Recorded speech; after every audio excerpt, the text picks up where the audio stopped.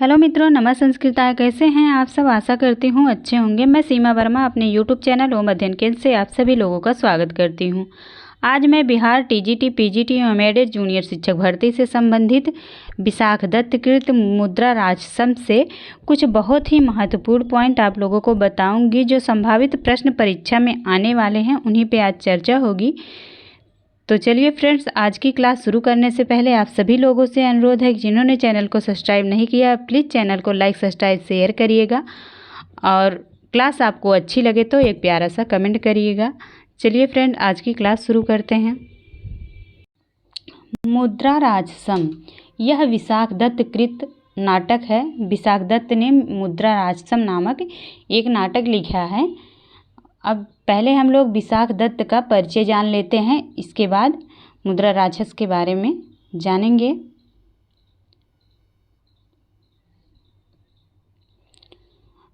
नाम विशाख दत्त है और इनके पिता का नाम भास्कर दत्त है। विशाख दत्त के पिता का नाम भास्कर दत्त है। कुछ संस्करणों में इनके पिता का नाम पृथु भी दिया गया है, तो आप लोग दोनों नाम जानते रहिएगा। विशाख दत्त के पिता का नाम भास्कर दत्त और कहीं कहीं पृथु नाम से जाना जाता है। पितामह इनके बटेश्वर दत्त हैं। इनके पितामह बटेश्वर दत्त हैं और निवास स्थान संभवतः बंगाल अथवा बिहार है। उपासक ये शिव के हैं।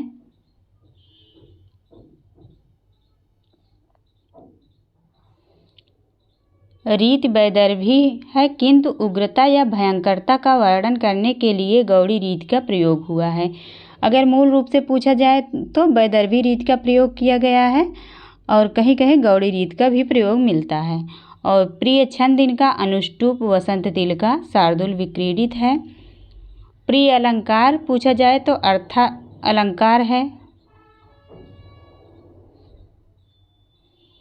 समय अधिकांश विद्वानों के अनुसार चतुर्थ शताब्दी है। आश्रयदाता तैलंग महोदय के अनुसार अवंती वर्मा हैं। तो पूछा जाएगा विशाख दत्त किसके आश्रयदाता कवि थे? अवंती वर्मा के। रचनाएं इनकी जान लेते हैं। मुद्रा राजस्व, देवी चंद्रगुप्त, अभिसारिका वंचितकम, ये 3 रचनाएं हैं। मुद्रा राजस्व ही विशाख दत्त की एकमात्र प्रामाणिक रचना है। इनकी प्रामाणिक रचना पूछा जाए तो केवल एक ही है, मुद्रा राजस्व। अब हम मुद्रा राजस्व का परिचय जान लेते हैं। मुद्रा राजस्व के लेखक विशाख दत्त हैं और काव्य विधा यह ऐतिहासिक नाटक है। कैसा नाटक है? ऐतिहासिक नाटक है। विभाजन पूछा जाएगा 7 अंकों में है। मुद्रा राजस्व कितने अंकों में? 7 अंकों में है। और श्लोक संख्या पूछा जाए तो 169 है। मुद्रा राजस्व में श्लोक संख्या 169 है। अब हम अंकों के नाम जान लेते हैं और श्लोक संख्या। इधर अंक दिया हुआ है, अंकों का नाम है, श्लोक संख्या है। तो प्रथम अंक का नाम है मुद्रा लाभ, इसमें 27 श्लोक हैं। दूसरे अंक का नाम है राजस विचार, इसमें 23 श्लोक हैं। तीसरे अंक का नाम है कृतक कलह, इसमें 33 श्लोक हैं। चतुर्थ अंक का नाम है राक्षस उद्योग, इसमें 22 श्लोक हैं। पाँचवें अंक का नाम है राक्षस निकार, इसमें 24 श्लोक हैं। छठे अंक का नाम है राक्षस निर्वेद, इसमें 21 श्लोक हैं। और 7वें अंक का नाम है राक्षस निग्रह, इसमें 19 श्लोक हैं। तो श्लोक संख्या बहुत ही कम पूछा जाता है। आप लोग इसको याद रखिएगा, किस अंक में, प्रथम अंक में क्या है, दूसरे अंक में क्या है, तो नाम आप याद रखिएगा। प्रथम में मुद्रा लाभ, दूसरे में राक्षस विचार, तीसरे में कृतक कलह, चौथे में राक्षस उद्योग, 5वें में राक्षस निकार, 6ठे में राक्षस निर्वेद और 7वें में राक्षस निग्रह। कुल श्लोकों की संख्या आप लोग इसको अच्छे से याद रखिएगा, 169।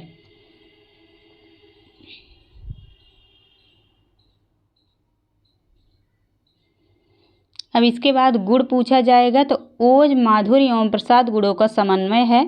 मुद्रा राजस्व में तीनों गुणों का सम्मिलित रूप से प्रयोग किया गया है। इसके बाद अलंकार है उपमा, रूपक, समासोक्ति, उत्प्रेक्षा, श्लेष, अर्थांतरन्यास अलंकारों की प्रधानता है इसमें। और रीत पूछा जाएगा, वैदर्भी के साथ साथ गौड़ी रीत का भी प्रयोग किया गया है। इसके बाद छंद है, संपूर्ण नाटक में 19 प्रकार के छंदों का प्रयोग किया गया है। तो ये इम्पॉर्टेंट है, पूछा जाएगा मुद्रा राक्षस में कुल कितने छंदों का प्रयोग हुआ है, तो 19 प्रकार के छंदों का प्रयोग हुआ है। इसके बाद है अनुष्टुप तथा आर्या जैसे छोटे छंद तथा वसंत, तिलका, शिखरणी, शार्दूल, विक्रीडित, श्रगधरा जैसे बड़े छंदों का भी प्रयोग है। मुख्य, प्रधान, अंगी रस, इसमें से कुछ भी पूछा जाए, मुख्य रस क्या है, प्रधान रस क्या है या अंगी रस क्या है, तो वीर रस का प्रधानता है, 20 रस की प्रधानता है। उपजीव भी पूछा जाए तो विष्णु पुराण तथा श्रीमद् भगवत महापुराण से लिया गया है। उपजीव विष्णु पुराण तथा श्रीमद् भागवत महापुराण से विशाख दत्त ने मुद्रा राक्षस नामक नाटक लिखा है। 10 रूपककार धनंजय मुद्रा राक्षस का उपजीव बृहद कथा को मानते हैं। अगर ऐसा पूछा जाएगा कि धनंजय जो है मुद्रा राक्षस नामक नाटक का उपजीव किसे मानते हैं, तो बृहद कथा। अगर नाम देकर पूछा जाता है तो बृहद कथा सही करिएगा। और वैसे पूछा जाता है कि उपजीव क्या है, तो विष्णु पुराण या श्रीमद् भागवत महापुराण। इसके बाद नायक पूछा जाएगा तो चाणक्य इसके नायक हैं। चाणक्य का ही नाम कौटिल्य और विष्णुगुप्त है, तीनों जो है चाणक्य का ही नाम है। कुछ विद्वान चंद्रगुप्त को नायक मानते हैं। नायिका कोई नहीं है, नायिका विहीन नाटक है। यह भी प्रश्न बन सकता है कौन सा ऐसा नाटक लिखा गया है जो नायिका विहीन है, तो मुद्रा राक्षस है। प्रतिनायक इसमें पूछा जाएगा तो राक्षस है जो सुबुद्धि शर्मा नाम से जाना जाता है। राक्षस का ही नाम सुबुद्धि शर्मा है, दोनों नाम याद रखिएगा, राक्षस, सुबुद्धि शर्मा। इसके बाद कंचुकी पूछा जाएगा तो जाजली, यह मलय केतु का कंचुकी है और वही नर यह चंद्रगुप्त का है। तो इसमें भी 2 कंचुकी हैं। तो अगर पूछा जाता है चंद्रगुप्त का कंचुकी कौन है, तो वही नर है, और मलय केतु का कंचुकी कौन है, तो जाजली है। अब यहाँ से मुद्रा राक्षस का मंगलाचरण है। पूछा जाएगा मुद्रा राक्षस में मंगलाचरण कैसा मंगलाचरण है, तो अष्टपदा नांदी है। इसमें मुद्रा राक्षस में 2 मंगलाचरण दिए हुए हैं, तो एक में अष्टपदा नांदी है, एक में पत्रावली नांदी है। तो इसमें जो है अष्टपदा नांदी है। और श्रगधरा छंद में मंगलाचरण है, वक्रोक्ति अलंकार है इसमें।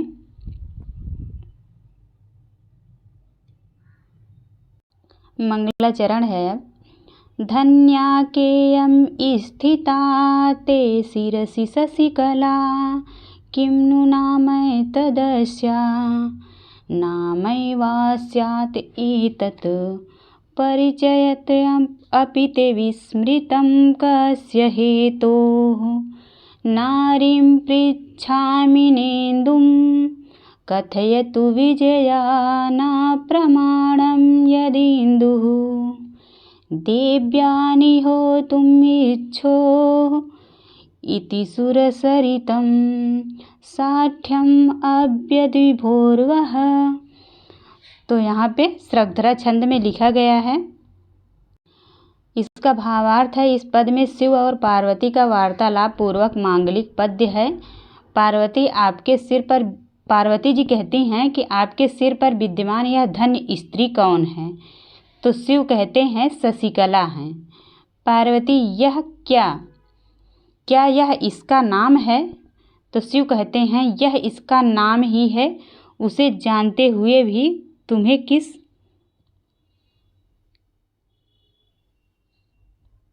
कारण भूल गया। पार्वती, मैं स्त्री के विषय में पूछ रही हूँ, चंद्रमा के विषय में नहीं। तब शिव कहते हैं यदि तुम चंद्रमा को प्रमाण नहीं मानती तो तुम्हारी सखी विजया ही तुम्हें बतलाए। इस प्रकार देवी पार्वती से गंगा को छिपाने के इच्छुक भगवान शिव की कुटिलता आप सबकी रक्षा करे। यह श्लोक का भावार्थ है। इसके बाद यह जो है दूसरा मंगलाचरण है जो दिया गया है, ये दूसरा मंगलाचरण है।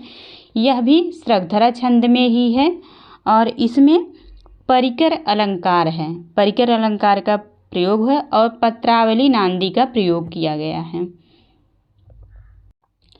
अब यह जो है दूसरा श्लोक मंगलाचरण का, पादस्याविर्भवन्तीम् अवने रक्षता स्वैरपातैः संकोचेन दोषडां मुहुरभिनयतः सर्वलोकातिगानं दृष्टिं लक्ष्येऽसिनोग्रां ज्वलनकड़मुचं बध्नतो दाहभीतेः इत्याधारानुरोधात् त्रिपुरविजयिनः पातुं ओ दुःखनित्यं पातुं वह दुःखनित्यं। तो यह दूसरा मंगलाचरण है। इसका भावार्थ देख लेते हैं। इच्छा अनुसार पैर के रखने से होने वाली पृथ्वी की अवनति, रसातल में जाने से की रक्षा करने वाले, सभी लोगों को पार करने वाली भुजाओं को बार बार सिकोड़ कर ही अभिनय करने वाले, भयंकर आग की लपटों को छोड़ने वाली दृष्टि को वस्तुओं पर भस्म हो जाने के भय से न टिकाने वाले और प्रकार धरातल के सीमित होने के कारण तीनों लोगों को जीतने वाले अर्थात भगवान शिव कठिनतापूर्वक किया गया नृत्य आप सबकी रक्षा करें। मंगलाचरण के दोनों पद्यों में भगवान शिव की स्तुति की गई है तथा यहाँ आशीर्वादात्मक नांदी है। पूछा जाएगा कैसा मंगलाचरण है, तो आशीर्वादात्मक मंगलाचरण है दोनों में। द्वितीय पद्य में कथानक का स्पष्ट संकेत होने से वस्तु निर्देशात्मक नांदी है। पहले मंगलाचरण में आशीर्वादात्मक है और दूसरे में वस्तु निर्देशात्मक है। इसके बाद उपर्युक्त पद्यों में अष्टपदा और पत्रावली नांदी है। पहले में अष्टपदा और दूसरे में पत्रावली नांदी का प्रयोग किया गया है। प्रथम पद्य में श्रद्धरा छंद एवं वक्रोक्ति अलंकार है। द्वितीय श्लोक में श्रद्धरा छंद है और परिकर अलंकार का प्रयोग किया गया है। अब यहाँ से मुद्रा राक्षस का संक्षिप्त कथानक दिया हुआ है। पहले प्रथम अंक शुरू होता है। चाणक्य को अपने गुप्तचरों से सूचना मिलती है कुसुमपुर नगर में नंद के अमात्य राक्षस के 3 विश्वासपात्र व्यक्ति हैं जो राक्षस के निर्देशानुसार कार्य कर रहे हैं। उन्हीं तीनों में से एक स्वर्णकार चंदन दास राक्षस के परिवार को अपने घर में आश्रय दिया था। राक्षस नंद वंश का अनन्य भक्त एवं कुशल राजनीतिज्ञ था। चाणक्य राक्षस को अपने पक्ष में मिलाना चाहता था, इसीलिए कूटनीति करता है। चाणक्य गुप्तचर को राक्षस नामांकित एक मुद्रा मिलती है। चाणक्य सकट दास से एक पत्र लिखवाकर उस पर राक्षस नामांकित मुद्रा से मुद्रित करवाता है। इसी मुद्रा से राक्षस की पराजय होती है। तो यहीं पे प्रथम अंक समाप्त हो जाता है। इसके बाद अब दूसरा अंक शुरू होता है।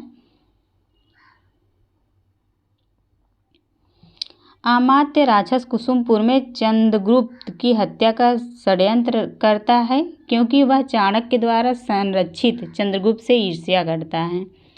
राक्षस मलयकेत की दुर्दशा पर पश्चाताप करता है तथा मलयकेत द्वारा प्रेषित आभूषण को कंचुकी से प्राप्त करता है। सपेरा के वेश में आए विरोधगुप्त नामक राक्षस के गुप्तचर से कुसुमपुर का वृत्तांत प्राप्त होता है।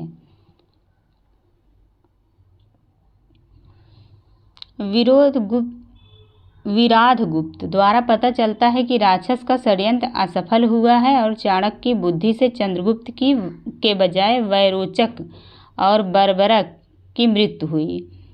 चाणक्य की ही बुद्धि से गर्भगृह में आग लगवाकर चंद्रगुप्त के शत्रुओं को मार दिया गया। सिद्धार्थक के साथ सकटदास राक्षस के पास जाता है और वृत्तांत सुनाने पर सिद्धार्थक राक्षस द्वारा पुरस्कृत किया जाता है।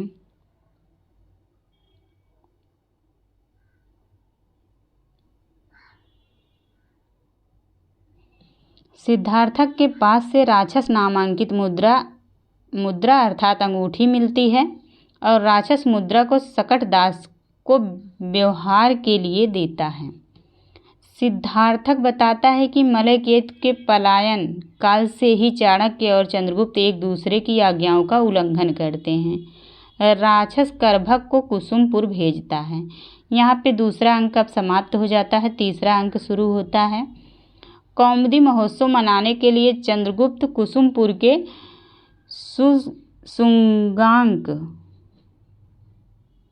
सुगांक प्रसाद हो जाता है। कंचुकी चंद्रगुप्त से बताता है कि प्रतिषेध के कारण लोगों द्वारा कौमुदी महोत्सव नहीं मनाया जा रहा है। राक्षस द्वारा भेजे गए 2 वैतालिकों द्वारा शारदीय रमणीयता का वर्णन किया जाता है। चंद्रगुप्त द्वारा राक्षस की प्रशंसा पर चाणक्य क्रुद्ध होता है। चंद्रगुप्त चाणक्य का अनादर कर स्वयं राज्य करने की घोषणा हेतु कंचुकी को आदेश देकर शयनगृह में चला जाता है। यह अब तीसरे अंक जो है यहीं पे समाप्त होता है। इसके बाद चौथा अंक शुरू होता है। राक्षस चाणक्य की सफलताओं पर अत्यधिक चिंता करता है। भागुरायण के साथ मलयकेतु राक्षस के पास जाता है तथा इसी समय पर आकर करभक नामक सेवक कुसुमपुर का समाचार बतलाता है कि किस प्रकार उत्तेजित किए जाने पर चंद्रगुप्त ने चाणक्य को अधिकारच्युत कर दिया।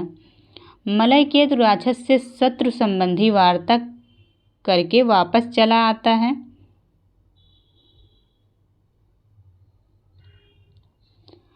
ज्युसिद्धि नामक छपड़क राक्षस को चाणक्य के संपर्क से चंद्रगुप्त से मिलने के लिए इंगित करता है, क्योंकि यह समय चंद्रगुप्त का अभ्युदय काल है। सबके चले जाने पर राक्षस भी सूर्यास्त जानकर चला जाता है। यहीं पे चौथा अंक अब समाप्त हो जाता है, पांचवा अंक शुरू होता है। ज्युसिद्धि नामक चाणक्य का गुप्तचर मलयकेतु की सेना में प्रवेश करता है और स्वयं को राक्षस का मित्र बताता है।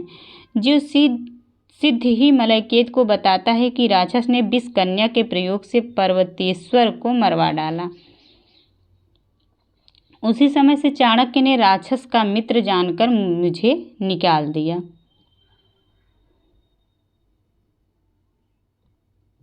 यह सुनकर मलयकेतु राक्षस से घृणा करने लगता है। उसी समय मलयकेतु राक्षस की नामांकित मुद्रा युक्त पत्र तथा कुछ मौखिक सूचनाएं सिद्धार्थक से प्राप्त करता है। इस घटनाओं से मलयकेतु को राक्षस के शत्रु पक्ष में मिल जाने का संदेह और भी पुष्ट हो जाता है। मलयकेतु राक्षस को बुलवाकर पत्र तथा आभूषण पेटिका दिखाकर अपमानित करता है और चित्रवर्मा, सिंहनाद, पुष्कराक्ष, सुषेण एवं मेघाक्ष को मरवा डालता है।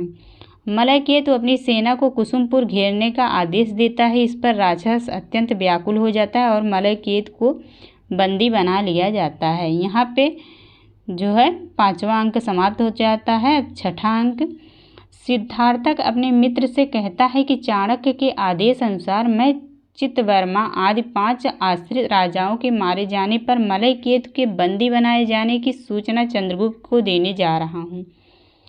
राक्षस अपने मित्र चंदनदास के मृत्युदंड की सूचना प्राप्त करता है। राक्षस अत्यंत व्याकुल हो जाता है तथा चंदनदास को बचाने का उपाय सोचता है। अब यहीं पे जो है छठवां अंक समाप्त हो जाता है, सातवां अंक शुरू होता है। चांडाल चंदनदास को फांसी देने के लिए तैयार है तथा चंदनदास की पत्नी वध्य स्थल पर ही विलाप करती है। इसी अवसर पर राक्षस आता है। चांडाल राक्षस के आने की सूचना चाणक्य को देता है। चंद्रगुप्त भी वहां आता है और राक्षस चंद्रगुप्त को प्रणाम करता है। चाणक्य के आदेशानुसार चंद्रगुप्त राक्षस से प्रणाम करता है और राक्षस आशीर्वाद देता है। चाणक्य चंदनदास के जीवन के बदले चंद्रगुप्त के प्रधान आमत का शस्त्र ग्रहण करने के लिए राक्षस से कहते हैं, लेकिन राक्षस संकोच करता है। चाणक्य के प्रशंसा करने पर राक्षस अमात्य पद ग्रहण करता है और चंदनदास को श्रेष्ठ सम्मान के साथ मुक्त किया जाता है। मलयकेत को मुक्त करके उसका पैतृक राज उसे दे दिया जाता है। सभी बंदी छोड़ दिए जाते हैं एवं प्रतिज्ञा पूर्ण होने पर चाणक्य अपनी शिखा को बांध लेते हैं। यहीं पे 7वां अंक अब समाप्त हो जाता है। अब इसके बाद भरत वाक्य के साथ नाटक समाप्त हो जाता है। अब यह मुद्रा राक्षस का भरत वाक्य है, आप लोग खुद से पढ़ लीजिएगा। यह भरत वाक्य है। इसमें जो मेन पॉइंट है आपको बता दे रही हूँ। इस भरत वाक्य में राजा तथा प्रजा के ऐश्वर्य की कामना की गई है। इसका वक्ता राक्षस है। पूछा जाएगा कि मुद्रा राक्षस में जो भरत वाक्य कहा गया वह किसने कहा है, तो राक्षस ने कहा है। इस पद्य में भी श्रगधरा छंद है। इसके दोनों जो मंगलाचरण है उसमें भी श्रगधरा छंद का प्रयोग हुआ है और जो ये भरत वाक्य है उसमें भी श्रगधरा छंद का ही प्रयोग है। अतिशयोक्ति अलंकार का प्रयोग हुआ है। भरत वाक्य में अतिशयोक्ति अलंकार का प्रयोग हुआ है। अब मुद्रा राक्षस का नामकरण कैसे हुआ, तो मुद्रा राक्षस का नामकरण इस नाटक के कथानक की एक ही महत्वपूर्ण घटना के आधार पर किया गया है और वह है राक्षस की मुद्रा प्राप्ति। राक्षस की मुद्रा प्राप्ति के होने पर इस नाटक का नाम जो है मुद्रा राक्षस पड़ गया। यदि पूछा जाए कि मुद्रा राक्षसम मतलब इस नाटक में मुद्रा राक्षसम में कौन सा समास है, तो बहुब्रीहि समास है। मध्यम पदलोपी बहुब्रीहि समास। मुद्रा राक्षसम में मध्यम पदलोपी बहुब्रीहि समास का प्रयोग। अब यहाँ पे अंकवार प्रमुख घटनाएं हैं, मतलब मेन पॉइंट जो पूछा जाएगा अंकवार में। तो प्रथम अंक में क्या है, राक्षस के मुद्रा की प्राप्ति प्रथम अंक में है और चाणक्य की इच्छा अनुसार सकटदास द्वारा कूटपत्र का लेखन। तो प्रश्न बनेगा राक्षस की मुद्रा प्राप्ति किस अंक में है, तो प्रथम अंक में है। इसके बाद दूसरा अंक है अहितुंडी के वेश में राक्षस के गुप्तचर विराध गुप्त का आगमन होता है। तो पूछा जाएगा विराध गुप्त का आगमन किस अंक में होता है, दूसरे। राक्षस के समस्त योजनाओं के असफल होने की सूचना किस अंक में मिलती है, दूसरे अंक में। इसके बाद तीसरा अंक है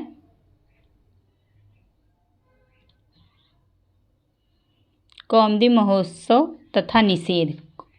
प्रश्न बनेगा कौमुदी महोत्सव का निषेध किस अंक में है, तीसरे अंक में। और चाणक्य चंद्रगुप्त का दिखावटी अंतर्द्वंद तथा कृत कला की समाप्ति भी तीसरे अंक में है। और चौथे अंक में मलयकेत का राक्षस के कृत्य पर संदेह, राक्षस द्वारा मलयकेत को समझाने का प्रयत्न चौथे अंक में है। अब पांचवें अंक में राक्षस के मुद्रा से अंकित पत्र की प्राप्ति, मलयकेतु का राक्षस के प्रति क्रोध एवं प्रतिकार हेतु राक्षस के 5 राजाओं की हत्या, यह 5वें अंक में है। इसके बाद छठे अंक में है कुसुमपुर के जीर्णोद्यान का वर्णन। प्रश्न बनेगा जीर्णोद्यान का कुसुमपुर में जीर्णोद्यान का वर्णन किस अंक में है, तो छठे अंक में है। चंदनदास को मृत्यु दंड के लिए बद्ध स्थल पर ले जाना, राक्षस द्वारा आत्मसमर्पण से चंदनदास को बचाने का निश्चय, सब छठे अंक में है।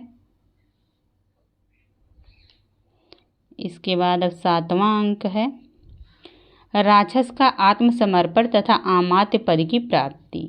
प्रश्न बनेगा राक्षस को अमात्य का पद किस अंक में प्राप्त हुआ, तो 7वें अंक में। चंदन को दंड मुक्त एवं सम्मानित किया जाना, चाणक्य का शिखा बंधन किस अंक में है, वेरी इंपॉर्टेंट, 7वें अंक में। तो चाणक्य का शिखा बंधन, राक्षस का आत्मसमर्पण और राक्षस अमात्य पद की प्राप्ति, चंदनदास को दंड मुक्त करना, यह 7वें अंक की घटना है। Thank you all of you. आप लोगों को क्लास कैसे लगी कमेंट बॉक्स में ज़रूर बताइएगा। आज की क्लास यहीं पे समाप्त करते हैं। आप लोगों को बहुत बहुत धन्यवाद।